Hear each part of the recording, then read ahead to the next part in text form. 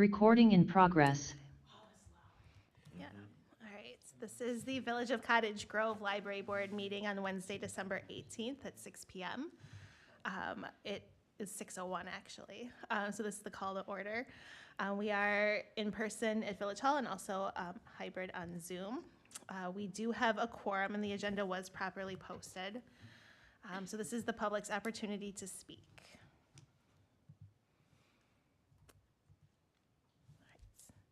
Moving on, we'll discuss and consider minutes from the November 20th, 2024 Library Board meeting, which are linked in the agenda.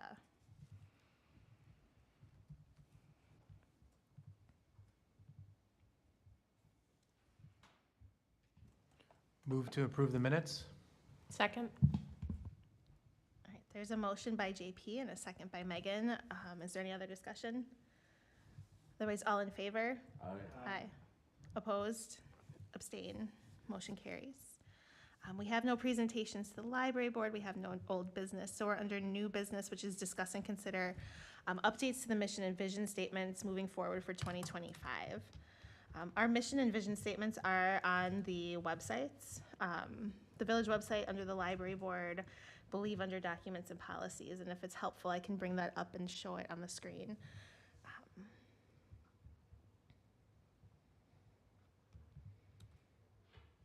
But we had brought this up as an agenda, a potential agenda item at the last meeting, just to kind of review as we move into the new year.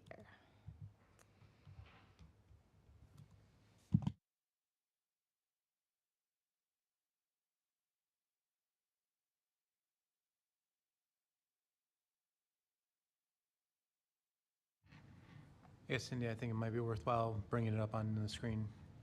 Okay, not to call you out.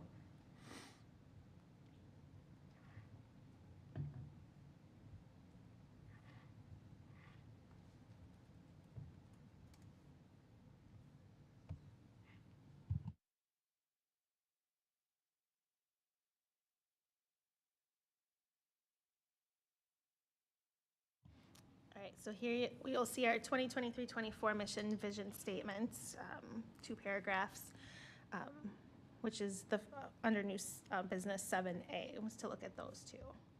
And if there are any changes, we can make those changes.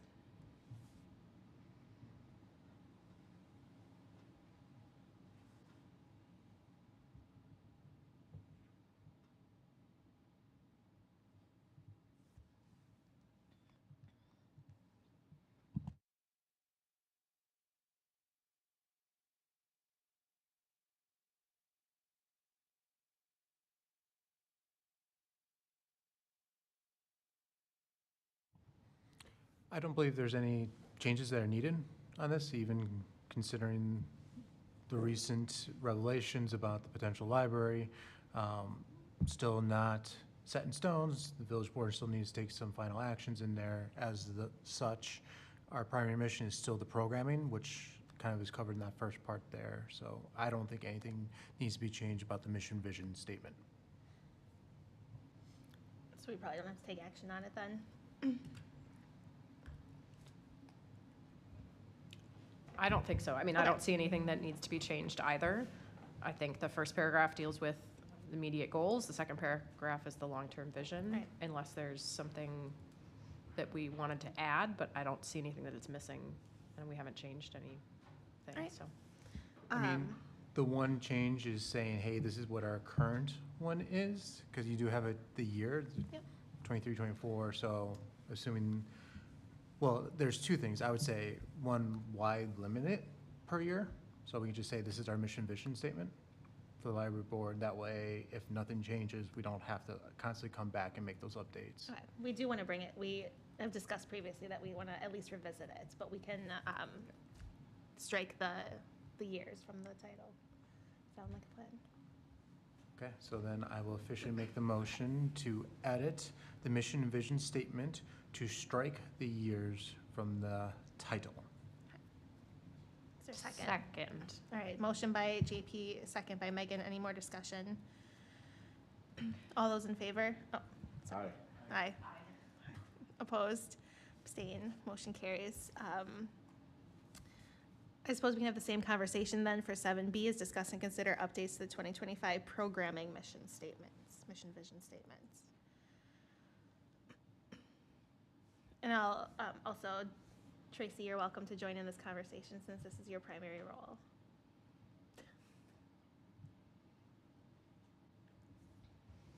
I think the same thing could be said where we change or strike the 2023 to 2024 and make it evergreen. And we can still continue to come back to it every year and assess it. Is that a motion?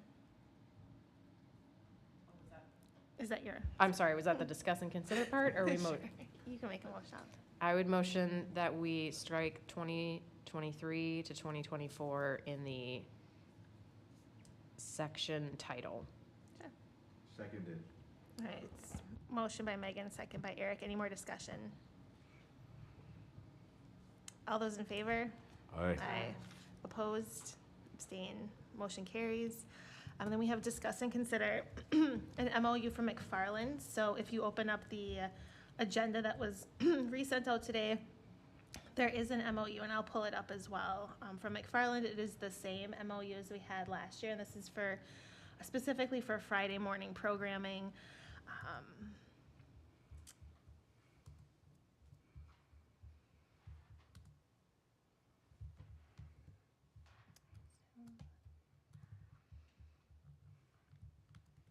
With no other changes from last year's MOU.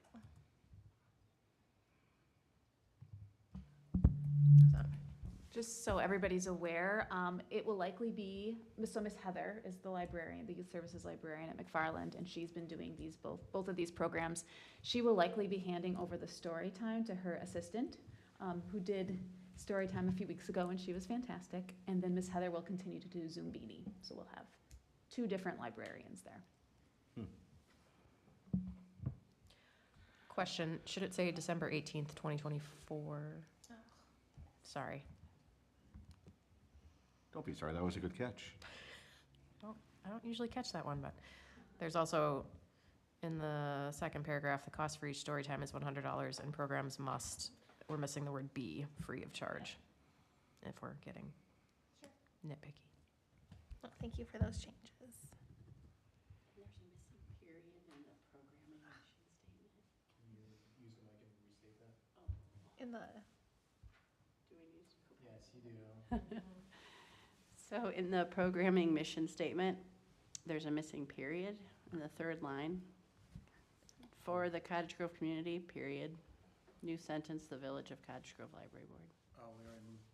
I know, that's why I said, do I need to bring it up? on this agenda item, I just have 2, the date and the be free for this agenda item. Okay. Any other changes to the MOU? Otherwise, is there, I'm just hearing feedback, that's why I'm trying. a motion to approve that with changes? So moved. I Second. second the, sorry. I second the movement to approve the MOU. All right, so there's a motion by Lisa and a second by Eric to approve the MOU with McFarland for the year 2025 with the 2 changes. All those in favor? Aye. Aye. Opposed? Abstain? Motion carries. So we're on number 8, programming report from Tracy, and discuss programming. Sorry, this document didn't download very well. I'm not going to go over this in any detail because I will be providing a higher level overview during the programming discussion at the end of the meeting, unless anybody has any questions about what they see. And just for reference, there is a program tracker that is linked in the agenda.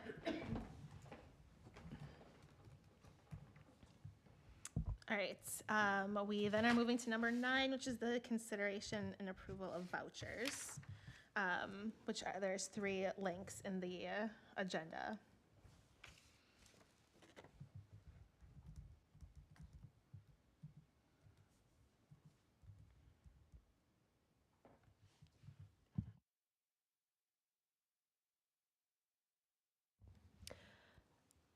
I move that we approve the vouchers as submitted.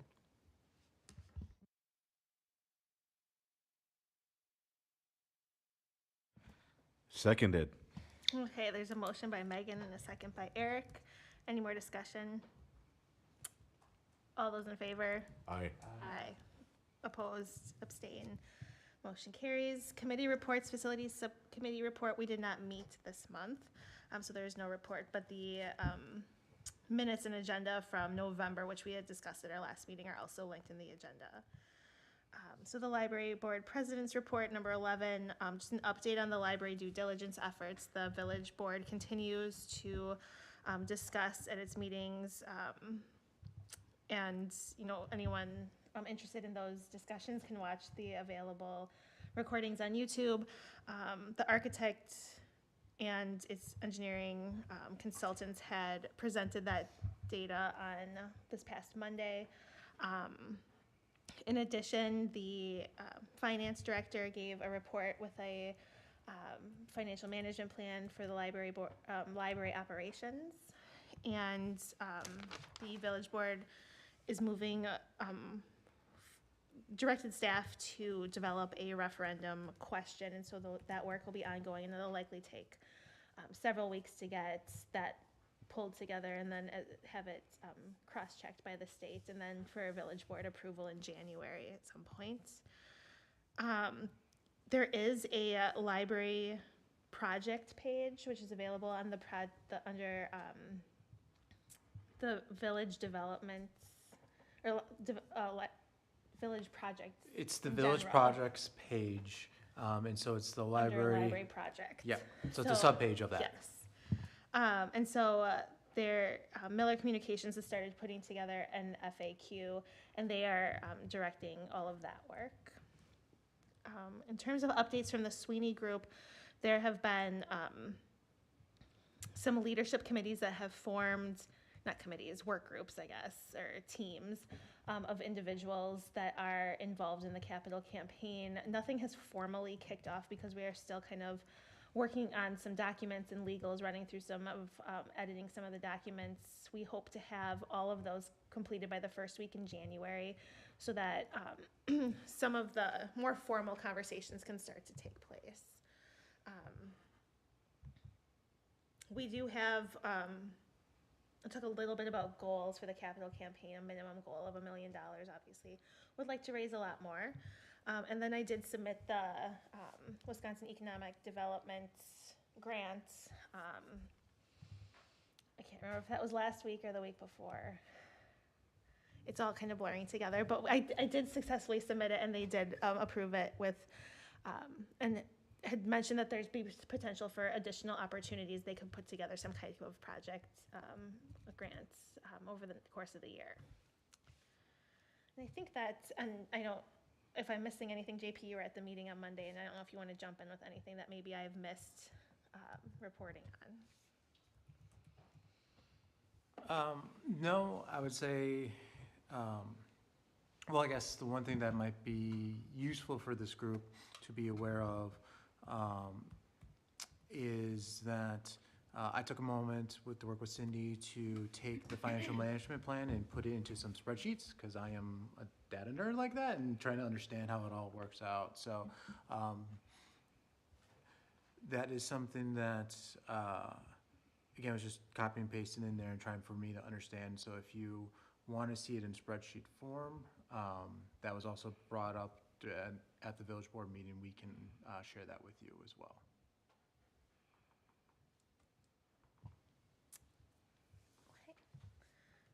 So moving on, Friends reports, they do have just, I guess, their monthly meetings will start back up in January, and I think that that's their big announcement that I got from them. We will have facility subcommittee and library board meeting on Wednesday, January 15th at 5 and 6 p.m. Respectively. And future agenda items, I think as things come up, people are feel free to email me. And then finally, we have the kind of our proposed programming workshop that we always do in December. Tracy has put together a little presentation, and it really helps guide much. If you want to go up in front, you can. It really she'd like direction from us to make sure that she's on the right direction and that we are putting together a program that definitely focuses on our core values and our mission and vision.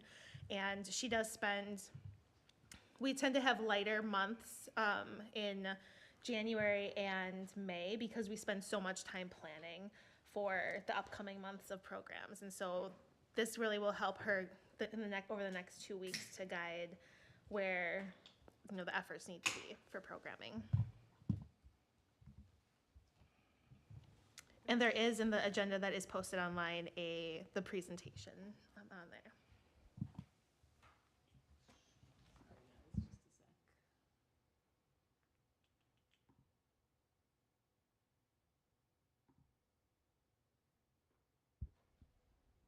Can you see my presentation? And those online as well?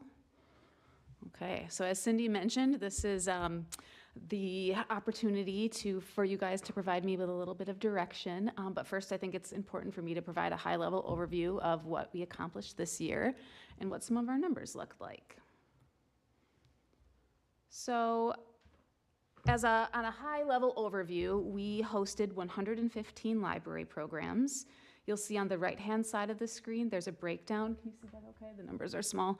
There's a breakdown that demonstrates who those programs were targeted towards.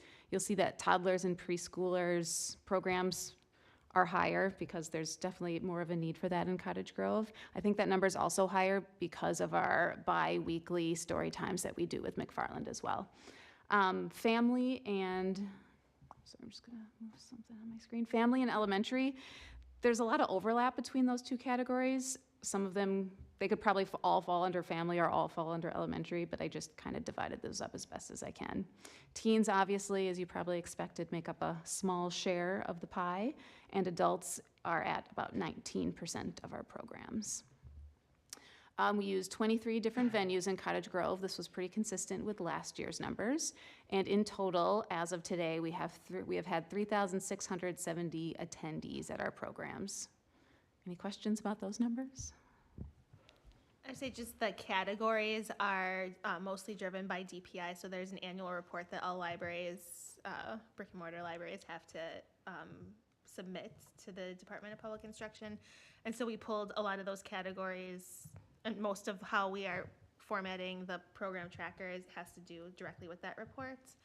I think we do differentiate a little bit when it comes to, we pulled teens out because that was a specific group that we wanted to target, but otherwise it's pretty much on par with what needs to be reported to the state. Okay, and some of our major accomplishments throughout the year, we established our monthly newsletter. We have 160 people receiving that the first Tuesday of the month now. We, of course, established our story walk. We've had 3 different books in the story walk, and we also had the Centennial Celebration overview as well. We repaired and replaced several of our Little Free libraries, including the one at Bakken Park and Willow Run, and we added an accessible Little Free library to the Miracle League. We hosted a library swap with Monona, where Cindy and I took Bats and Brains to Monona, and then Angelica came and did programs for us as well. This may not seem like a big deal, but it was really hard to get all of our programs listed in the Monona Grove School District newsletter, so we have that established going forward. We have a YouTube channel now that has all of our virtual programs recorded, and of course we won the Best of Children's Entertainment for the Best of Cottage Grove. Congratulations. Ooh, what's going on here? Can't go to the next screen.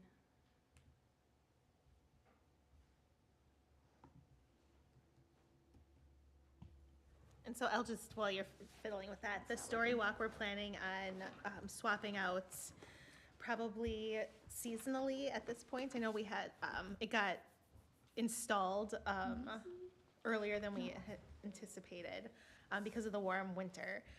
And so we plan on doing like a fall, winter, spring, summer probably. And I don't know if people have input on what they'd like to see. Tracy's presented twice now to parks too, just about programming and just kind of keeping them up to date. And they had asked a little bit about how we were tracking attendance at the story walk, and it's not really something that you can, there are different things you can do, but they can also be, one of them was like putting an acorn in a bucket, and I think that like, you got little kids that manipulate things all the time. I don't know how reliable and reproducible that data would be, and so, I think, we've heard anecdotally that the Story Walk has been a big hit, and people enjoy walking it, and I think the Centennial one especially was one that people really appreciated. We typically, and I don't know if I'm stealing your thunder with your presentation by talking about the Story Walk, but I mean, I'd like people's opinions maybe at the end too, about, there's some extra pedestals, what other kinds of things could we put in there?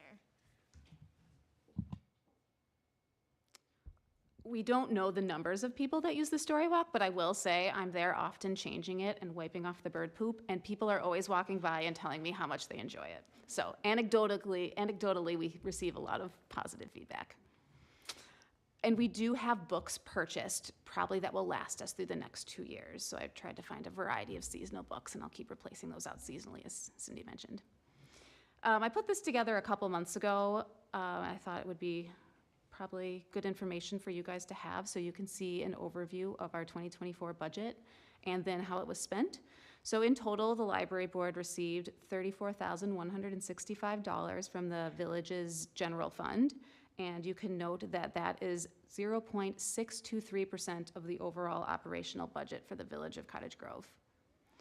We received $7,175 in donations and grants. That includes a donation from the International Brain Organization, the Park Family Foundation, and we carried over $1,400 from 2023 into the 2024 pot. The Friends of the Cottage Grove Library purchased the books for the Cottage Grove All Community Read with Carol Dunbar. That was $900.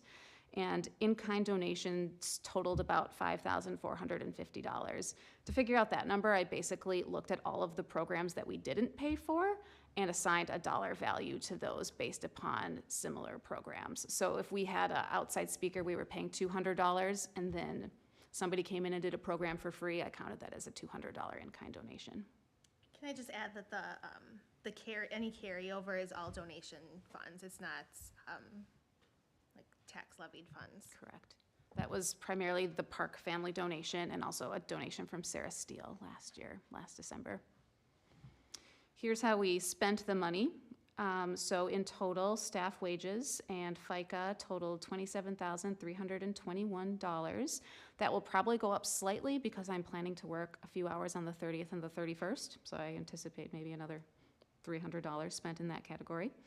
We paid external programmers $5,425, and that includes the McFarland Library, which is the largest chunk of that money. It also includes other guest speakers and subject matter experts. We spent $4,575 on programming supplies, and the largest chunk of that was the $900 books for the Cottage Grove All Community Read. And then everything else I lumped into miscellaneous, $1,850. So that includes all of the printing of the brochures, promotional materials, our chamber membership, coffee that we purchased using grant money for a get-together in the spring, and then all of the social media ads. Any questions on either of those?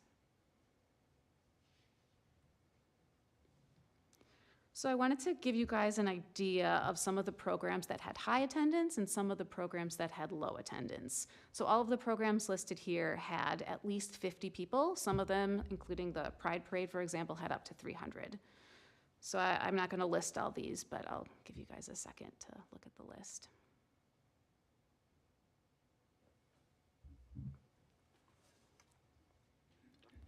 The Not So Spooky Bat story time, was that a different one than what McFarland typically does? That was the story time that I led at Grace Coffee. Okay. That attendance was very high. It was about 75 people.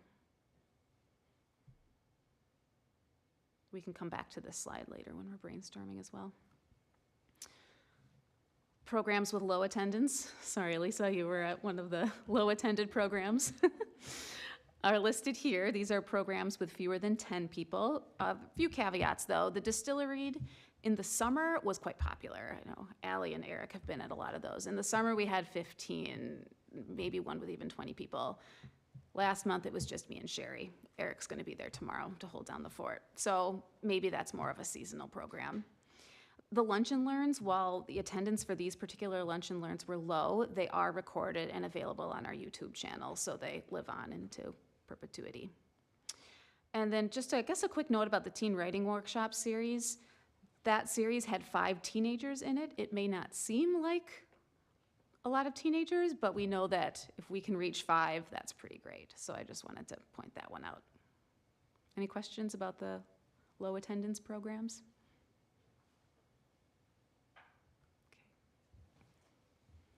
Sorry, So- oh, I'm sorry. That's I okay. just thought of one. Do you remember what time of day the Wisconsin Historical Society talks were? Were those in the evenings, like weekdays? They were both in the evening. One was in August, the cheese. Why is Wisconsin the cheese state? Is that right? Yeah, I Yes, that monitored that one. sounds, yes. That That was one in was fairly August. well attended. I might just be It thinking was- of the we more were, like, recent we were one. here, and they had brought tons of props in, and I mean, the people that were here really enjoyed it. I thought it was actually really great. Yeah, sorry, I might just be thinking of the one that we did in November about Wisconsin's historical bars and breweries that had about 7 or 8 people. Okay, I was just curious when they happened So August compared and to November. other, okay.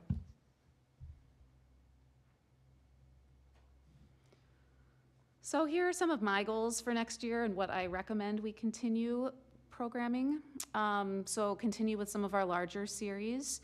In the winter, we have been talking about hosting a Beyond the Book series on Thursday nights, starting mid-January through April. And this is, again, to showcase what libraries provide to their patrons beyond just checking out books. So I already have a few of these booked. For example, we have somebody coming in to talk about Medicaid and Social Security. Another programmer is going to come in and help people with tech support. So various programs like that. The summer STEAM series, I know we've kind of gone back and forth on this one and how we want to structure that next year. So just a reminder, 5 or 6 Wednesdays in the summer, we brought in different STEM programmers to Parks and Rec Department's playground camp, and those kids were allowed to attend, and it was also open to the public. Those were wildly successful. We might want to have a conversation about talking to Parks again about cost sharing that model, because as it stands, we were paying for the programmers to benefit the kids that were attending their programs. No school day programs were and continue to be successful. I think we should keep doing those as well. We have several large, complex programs that kind of have become more of a tradition for the library board. The Bookmobile Celebration. We may want to have a conversation about applying for grant funds or just funding that out of our general fund. The Disability Pride Month celebration, the LGBTQ+ Pride Parade, the Cottage Grove All Community Read, and then there has been some discussion about the library board taking over the Friends Earth Day event. And I think we're kind of waiting to have a conversation with the Friends about how that's going to look. We have popular monthly programs for young children that I think we should continue with, including Storytime and Zumbini with Miss Heather, Movement Storytime with CI Therapy. We do have Movement Storytime booked for the next 3 months at Dolphin Swim Academy, so again, they get to read and shake and dance and then swim for free in the pool with their caregivers. I'm hoping that we can expand our DEI offerings and perhaps align that with the various village declarations that Cindy's working on. So I think we're going to talk about that in January a little more. The Monona Cottage Grove Library Swap, it was just 4 programs, but I think it was a great opportunity for our libraries to work together. And I mean, we're a shared school district, so we have a lot of commonalities already. And I may be biased, but I also really like the naturalist programs we host, including the bat programs and invasive species workshops.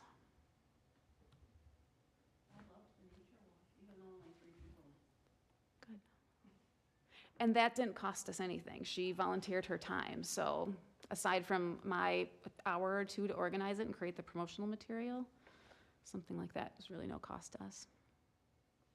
I'm glad you liked it, though. So here's a few talking points that we can use to kick off this conversation.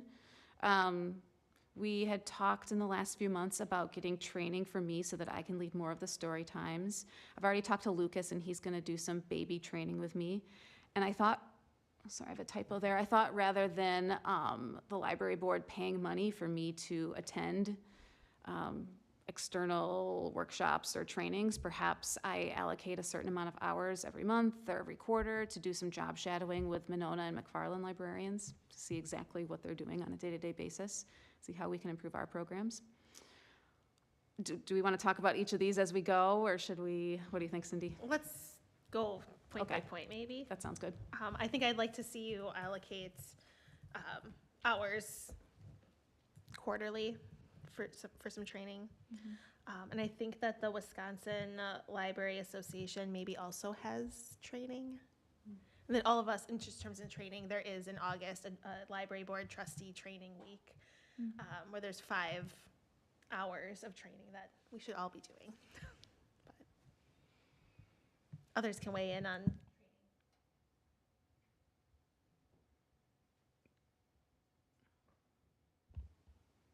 Sorry, we have a different slide on the one that we're looking at on our, Oh, that we sent out today, so I was just catching, I was lost here. So training for you, infant training with Lucas. Are there specific things that, like, is it focused on librarianship stuff that I think you don't primarily- have? well, Story time leading, organizational I stuff? think getting the general philosophy about what makes a good story time would be helpful. Obviously, I have small kids and I attend a lot of them and I've done a lot of them, but I might be missing things because I don't have the pedagogy behind it, for example, and I think I could gain a lot by spending time with Heather or Miss Angelica, for example. And I think that that's not like formal education doesn't need to happen. Librarians don't need to have a master's in library science. And I think that the on-the-job training, which as an employee of one in the village, she's going to have to go elsewhere to get.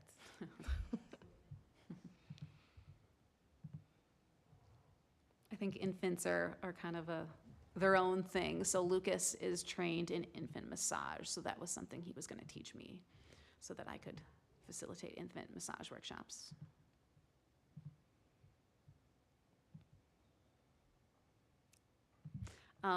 I also possibly have an in to shadow some Dungeon and Dragons experts in the new year as well. I know that has been a priority of the library board, so hanging out with the middle school D&D club will be part of my training. Yeah, okay, good. It's been on the list for a while. You go on to the next bullet point. Sure.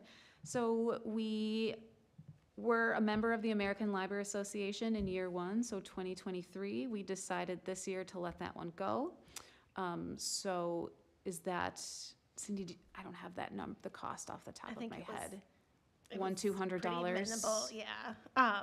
I would recommend that we renew our ALA membership, and we can strike the chamber because we'll fall under the village membership for the chamber, but then perhaps picking up the Wisconsin Library Association membership would be important.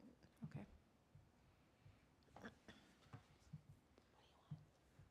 Cindy wanted to have a conversation specifically about Facebook ads. I mean, we relied on them heavily in year 1 and year 2 while we grew our audience because people didn't really know what we were doing. We have received a little bit of pushback from village board members that that's not a good use of taxpayer money, which we definitely want to take into consideration. But as the library board, we have the prerogative to make decisions about our budget. So I'm kind of curious what you guys think about putting money behind Facebook ads specifically to promote a program. I think using social media like Facebook is a real good idea. That's how I learn about a lot of things, library programs and non-library programs even.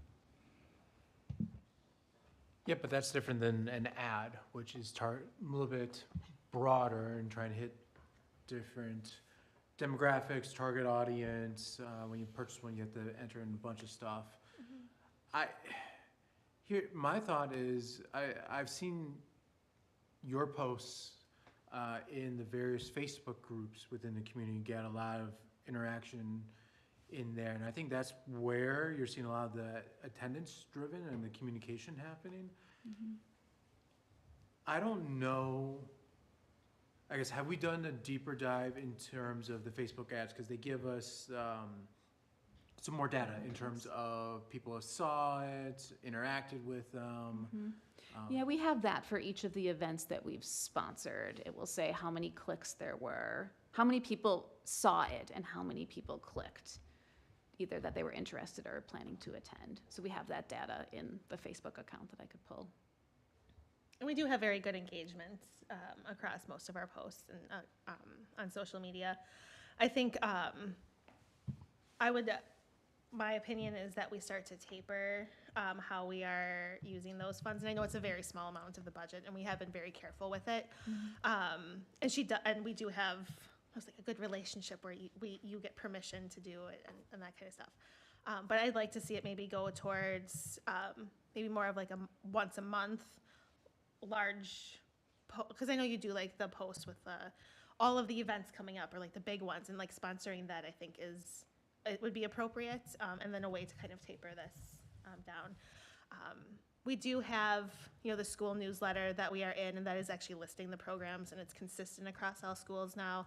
We have the newsletter, which in the last handful of months that has doubled in the number of people who have subscribed to it. I'd like to see those continuing. And I think we can do maybe a little bit better job at the daycares and giving them maybe some targeted information too. But I would like to continue with the promotion. I don't know if that's on the list coming down here, but do a really nice job of I think we do 3 cards a year so that people have those like on their refrigerator and have those posts. On those specifically, Cindy, during the summer months, we printed several thousand, and every child at the elementary school went home with one, and I think that helped with summer attendance. That was the only time of the year we did that, and that was a pretty large expense, $400 or $500. I guess my question for you is, should we print a smaller amount and I just take them to programs, or do you like the idea of every school child in Cottage Grove getting one leading into a particular season? I think there's some benefit in that, and just because that also mimics what other libraries do in order to get summer reading out, and maybe we can have additional information on the back of that card, so like all of our programs on the front, and then a little bit more service-based on the back, but getting that to all families, I think is an important tool for them. So we'll focus on summer, printing a large quantity for summer programs. I think so. I would agree that I think it's crucial to send it home with kids from the summer. I feel like when we've gotten them from like the Monona Public Library and other places, maybe we don't need the ones that are going home to every single kid in the 3 schools here. Can we find like a thinner cardstock, a cheaper, just a paper option of it so that they're getting the information, but maybe that cuts down on some of our printing costs, knowing that, if it's valuable information that a family's getting, they're going to stick it somewhere and hang on to it. And if it's not something they're interested in, it's going to go in the trash anyway. So then maybe we're just being a little more responsible with how we're getting all that information out. But we moved on here, but the Facebook thing too, I really agree with Cindy that I think we can taper a lot of it. I think it made so much sense to do it when we were brand new. Mm-hmm. And now you hear people out in the community talking about us. You hear people from other communities that come to our programs. Do we do anything with the McFarland Library and Miss Heather in terms of sort of cross-promoting stuff? If we asked her to put up a flyer at her, she promotes it in her program. In her So when program? she Okay. has her program going on in McFarland, she'll say, "I'm going to be in Cottage Grove on Friday." okay, And I think that's been pretty successful. I'm sure. I do my best to tag all the other libraries that we work with, but kind of that's been a one-way street. Sure. So what I'm hearing is we want one sponsored post a month that lists all of the programs that we know about at that time. I would say before we make a decision about doing that, I would be very curious to see the data, because there's a way that you can pull up via the ads manager what the response rate would be. Like I said, I'm very curious, and I just want to know whether that is as impactful as we are assuming, or if it's the groups, the community groups, that's where we're seeing the driven. And with that, you're going to see it in the events, but you won't see it, or that's probably where you see the events more so in there. I know we did a deep dive, I think this past summer, and looked at how much we were spending and allocating and what the response rate was and what was, we're very careful too that we are tailoring it toward, the Cottage Grove village. Mm-hmm. And we're not including Madison and surrounding areas. We are very specific in who the algorithm targets. I think it's a 5-mile radius of where we are now is the general default. When I think about the program that had the highest attendance, the LGBTQ plus Pride Parade, that was an event that involved a lot of different partners, a lot of enthusiasm from different people, and I think that had an organic reach where, you know, teachers were inviting other teachers, the church was inviting their congregation. So the more partners that are involved, the greatest possible reach, I think. Same with the Disability Pride Month celebration. So JP, would you like me to bring data for the next meeting to share? I think that would be a good thing to do, and if you need help kind of compiling that, I'm more than happy to do that. And I can send you the how-to from Facebook. I did a quick Google search, and it's pretty easy to Okay. pull it out. And it looks like they even have some ways to visualize it, make it Okay. pretty as well. Great, I will do that for the January meeting. Any other ideas for marketing or promotion?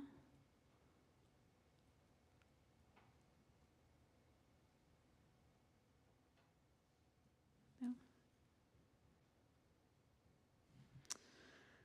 Next bullet point is potential new partnerships. Specifically, does anybody in this room have any partners they'd like to see us work with? Any new ideas for programs we haven't considered yet? I will say that a lot of my programming ideas just come from conversations I have with people. For example, my kids have been going to the Madison Circus space, and I got to know a lot of the circus performers, and now I'm bringing them into Cottage Grove. Just kind of as an example, a lot of the relationships happen organically. But then, it's aligning with my interests, so I want to make sure that if you think I'm missing anything. I Cover don't it. have a specific partner to recommend or suggest here.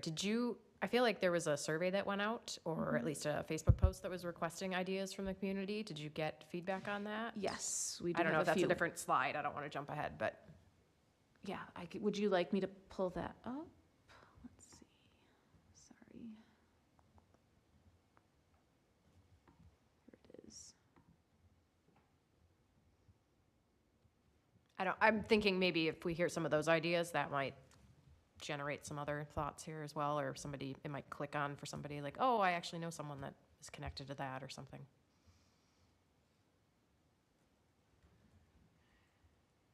So games, puzzles, board games kind of seems to be a pattern.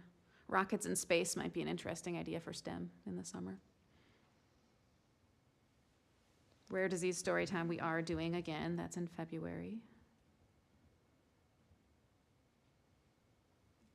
Lion Dance. We have a relationship established with the Madison area Chinese organization, and I'm sure they would be happy to come back again. Have we looked into any kind of like cooking class options for either adults or kids? I know the Pampered Chef rep in town, I think sometimes does classes. Maybe that could be a partnership.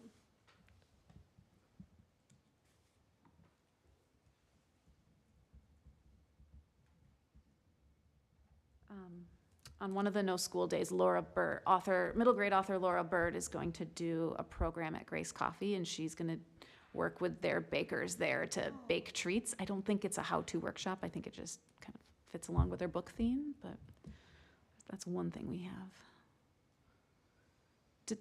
Lisa, maybe does the middle school or the high school have a cooking kitchen or a demonstration kitchen that could be utilized? I don't know. Yeah. Sorry. I think the middle school Okay. probably would, since they have, like FACE and other programs where they do cooking.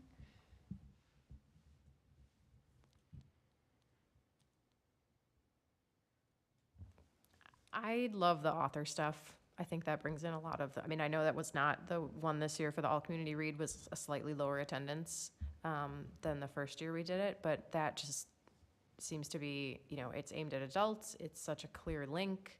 It's something unique. It's kind of an event type thing that people are going to come out for just for that one.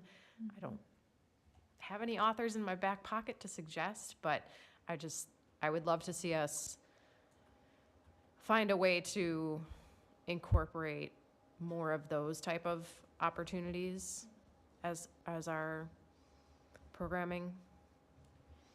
I second that. I think that having a second community read, and I know that would be very hard to probably do in like Q1, because it takes quite a bit of undertaking to pull it together, but I would like to see, yeah, additional authors or like another community read, so we have like 2 a year. We had applied for a grant to do was it the 4th or 5th grade all-community read, and we didn't receive that grant, but we have kind of that idea flushed out. Yeah, If we it's should. something we want to do for children. I don't know if this is in your slides too, but have a discussion of which grants should be targeted. It's not in my slides. Okay. But yeah, if there's the Packers grant, the Dollar General grant, and the ALA Peggy Barber grant, and then Dane Arts 4. I think those 4 are the ones that I would apply for program specific, and I think that Dane Arts could cover, and that's what covered the Bookmobile celebration before. Dollar General, I think will target, I can't remember what the idea was. Dollar General was the 4th or 5th grade all-community Okay, read. maybe we, yeah. They said that they had received tons of applicants, so I don't know Yeah, if that's a so sign. yeah, some of them are competitive. Mhm. The ALA will be senior services, and then, partnership, Colonial Club. So if you could please revisit that discussion with village staff, and then partnership there. I think that's really important. Megan, back to your question with Yes. author events, how important is a book buy to you? I mean, obviously, the all-community read, it's important that we're all reading the book together and then hearing from the author, but would you like to see authors who speak to us that we haven't purchased books for the community for? I don't think we have to purchase the book. So, I mean, I'm a very, I love to read. This is obvious. And so, I mean, for me, it's interesting to even listen to author discussions where I haven't read the book. So I don't, I know we obviously don't have a physical library where people can check out books here, but we've shown that our community does like to read and likes to check out books from other places and purchase books from indie bookstores and so on and so forth. So if you were able to, and even like the Wisconsin Book Festival, like they don't they don't give away books for everyone that they do. There are a select few that have been provided through grants, and yet they'll still have huge turnouts at author events. And again, it's a much bigger scale, and we're not trying to compete with them. And of course, people have the opportunity to do those things, but I think the all community read is great with the book buy-in.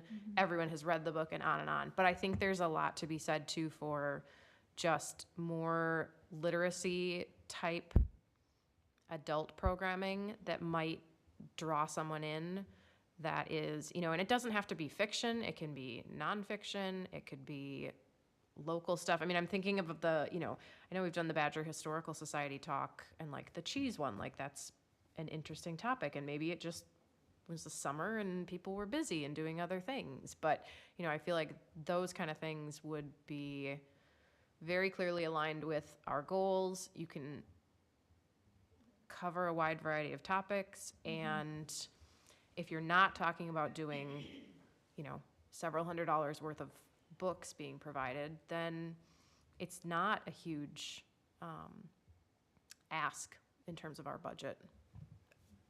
Could you potentially reach out to the Cottage Grove Book Club and see if they have any suggestions or maybe what they would like to see in terms of, I know they meet monthly, but maybe perhaps they have a list of potential authors that they want to bring in. I know we try and keep that local too, like Wisconsin-based authors. And I feel like we've done a really good job. I mean, you have found a bunch of children's book authors in the Madison area. I'm thinking of the one that was just a couple weeks ago. And there was one in November with Samantha Cora. Samantha Cora, thank you. I couldn't think of the name. I mean, it just seems like a great opportunity. I think those of us that attended the 6 or 7 lunch and learns that we hosted this year also enjoyed the ones that had some kind of book-related, library-related theme the most. Just so everybody knows, we're allowed to have 2 Badger Talks per year and 2 Wisconsin Historical Society lecture series authors per year. So I will pursue both of those again. As well as Greg Lenz, the author of Beneath the Flames, is very interested in doing something for us. Maybe I can get a list from Laura Bird or Maggie. I think because we wouldn't be buying a large sum of books, that might limit authors' willingness to come and speak to us. Doesn't mean they can't sell books, but if we have an in through one of our author friends, that kind of helps.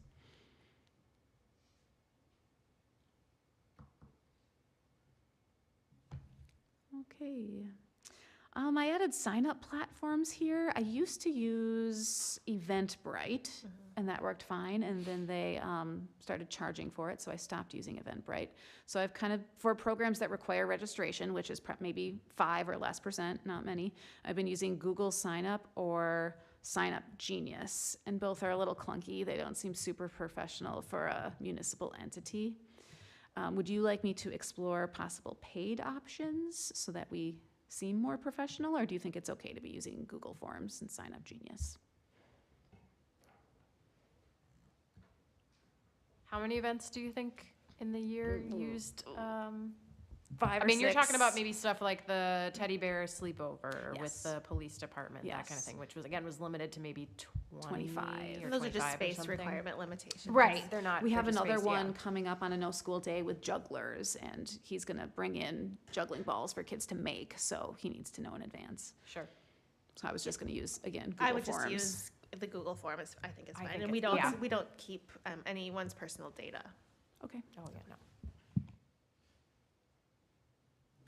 thank you. So the first Monday of every month, there's no 4K in the Monona Grove School District, and the Monona Library offers a program that day. Is that something you would like the library board to pursue, perhaps beginning in the fall? A I'd literacy, suggest- STEM, or math-based Yeah, program, if perhaps? this is something the board is interested in, maybe doing a literacy STEM-based afternoon activities to not, because I think Monona's is typically 9 a.m. on a no school day, and I know that no school days in Monona Grove are difficult sometimes, and so if there's like multiple events, that might help. Did you look at the next year's school calendar? Is that Monday off every once a month? Is it still on there? I think so. Okay. Thanks. I just wanted you to be sure you checked. I will double check because just last week they approved the calendar, but I don't know why they would change that. Oh, okay. I'll double check because it was approved last week at the school board meeting. But that's a good idea to not overlap with Monona. So I'm gonna play devil's advocate here. We saw on a chart earlier in the presentation that we do a great job of hitting toddlers, preschool, not hitting, providing events for toddlers and preschoolers and young kids and families and that kind of stuff. Do we feel like it's the best use of your time and energy and resources to provide another program or another series of programs that's aimed at 4-year-olds and little kids? Obviously, that's a huge need in Cottage Grove, but we're trying to provide stuff for the entire community. So I want us to think about we're that. actually excluding that age group Because because because they're normally in it's school? 0 through 4 or 5 that's attending the biweekly story times and the movement story times, and then the no school day programs tend to kind of skew like 1st, 2nd, 3rd grade. So if anything, I feel like we're kind of missing that 4K range. So those 4K kids aren't attending story times.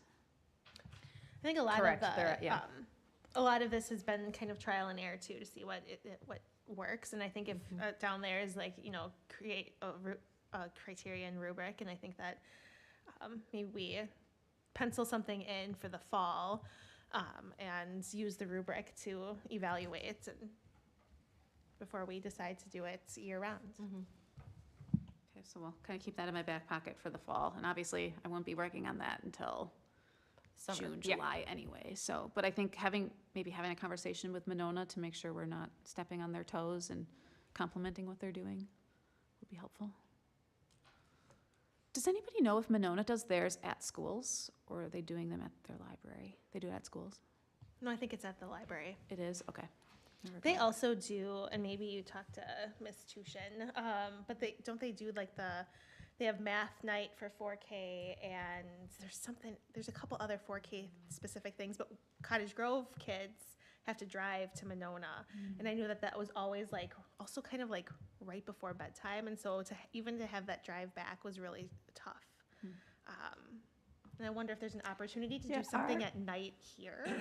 I don't for- know how many events they hold, but our 4K program in Cottage Grove does several Okay. parent outreach nights that's just specific to 4K. Like there was a training, right? Like the Love and Logic, is that still? Ooh, Is that what it was so all the events that called? I'm That's for thinking of are like babies. made for the kids and their families. Okay. So there was just like a board night game, and there Yeah. will be a gym night, and there'll be, Okay. usually there's like a Home Depot sponsored thing. Mhm. I don't know their schedule for the year, but Yeah, I mean, They we do reach have out to Who the runs schools. those? Do you know, Lisa? the 4K teachers each, like, I wonder if we could take over one Split of up the those and responsibilities. focus on literacy or authors or something that aligns with our mission. I just checked the calendar. There are still 4K days. Okay, good. That's good. I think it makes sense to reach out to the 4K teachers then, or at Okay. least, again, check with the Monona Public Library and reach out to our 4K teachers here and see what ideas they have, what needs they think we could serve. Thank you. While we're talking about that, I'll just say that I do have 2 programs planned in the next couple of months at the middle school library. So up until now, we have only used TP, CGS, and GRS. So we're experimenting with a new school library, which I'm excited for.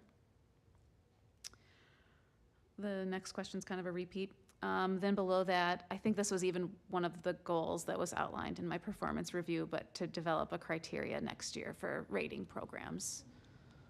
So I threw that on here. Seeing nodding heads, okay. Again, kind of another repeat question. Any questions? Anything you think we missed? I think just like an overall comment, I think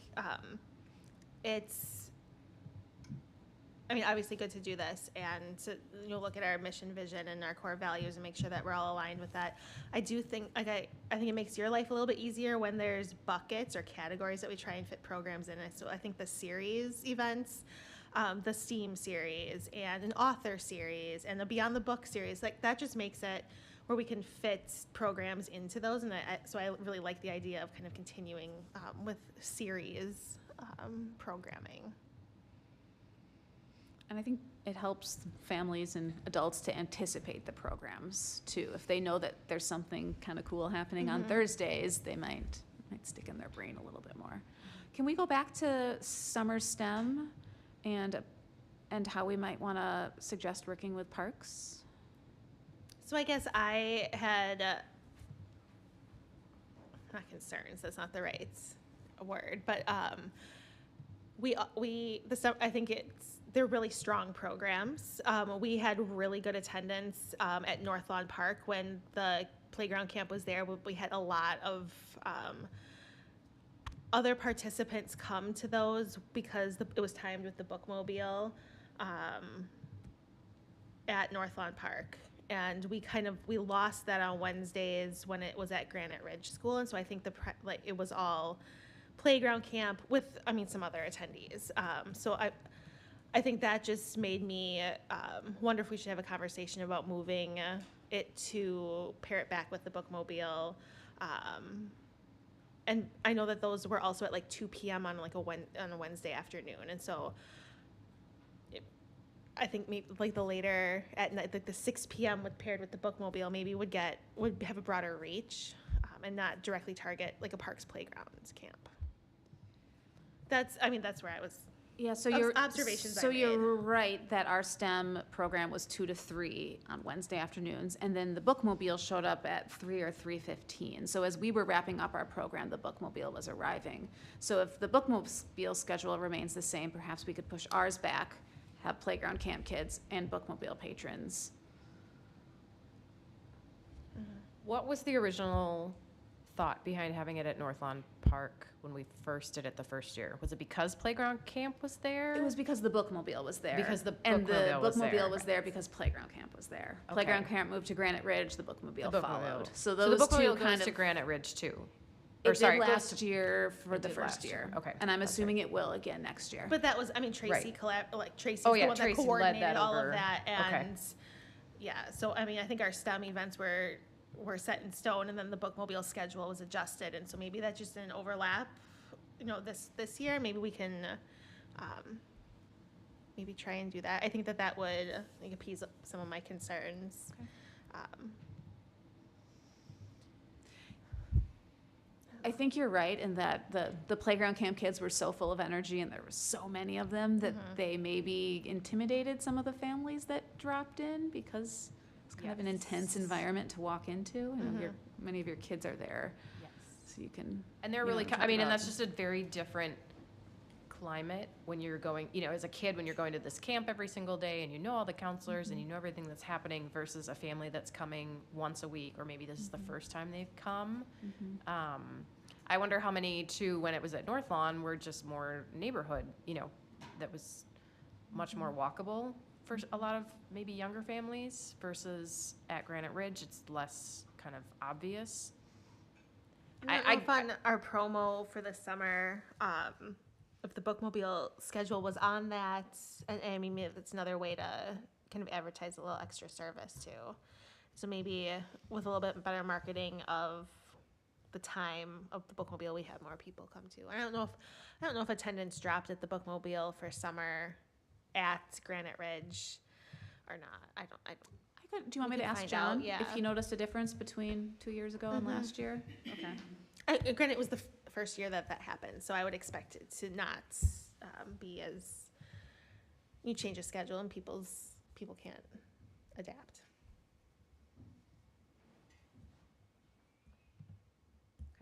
I'll ask John. Can you talk a little bit about senior programming and I know we use Drumlin residence space, and I think that's I know that they're very appreciative, and I've enjoyed programs over there. Yeah, we use Drumlin Residences for the Missing in Action World War II Recovery Program, and that was very well attended. I do have 2 programs booked there in the next couple months. One is a Badger Talk that's talking about the Ho Chunk Canoe Project, because that audience had identified local history as being something they were interested in learning about. And then that will be the location of the drop-in tech support as well, so those residents will be able to sign up for a slot, but again, open to the public as well. And I can continue to, I've only kind of been working on programming for January through March. I can continue to prioritize that location if that's a priority. Do you need any other feedback from us to move forward in the next handful of weeks? Obviously, you'll continue to give us reports. Do you like seeing the program tracker? Is there any other data or information you would like to see to have a better understanding of what we're working on? I mean, I know you're all on Facebook as well and you get the newsletter, so you know what's happening. I think the program tracker's good. If we keep that up, we can see trends over the next year. And then maybe at this point next year, we take a deeper dive into that, and because then that gives us 2 years of history to see where that was, and is there a trend where certain things just really did not get the intents we were hoping for.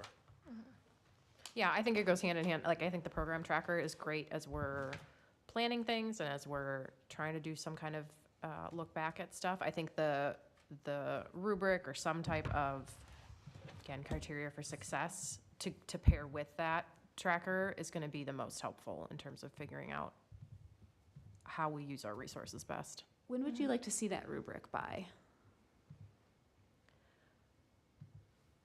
February? Maybe February. Okay. And I'm assuming it's going to have things that are both quantitative and qualitative included. I don't think I think we've all had the discussion that it's not just the number of people who attend a program by any means that is a, determinant of whether it's successful or not, but that is great information to have, so.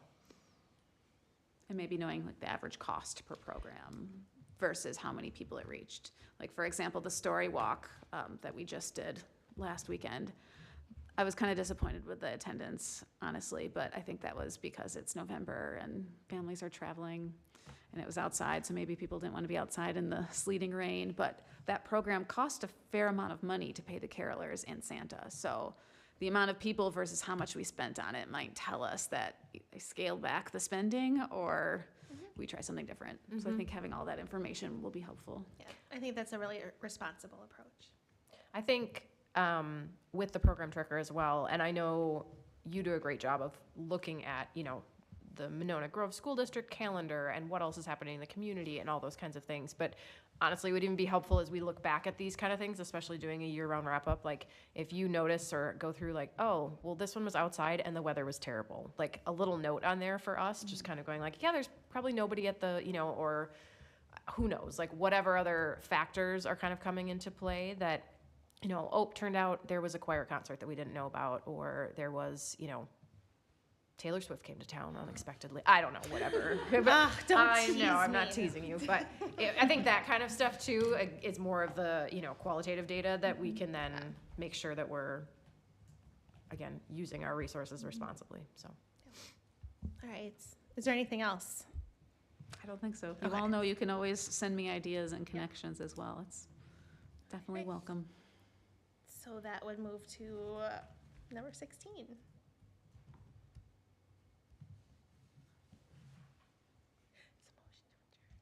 I move that we adjourn at 7. Second? All right, it's non-debatable. All in favor? Aye. Great.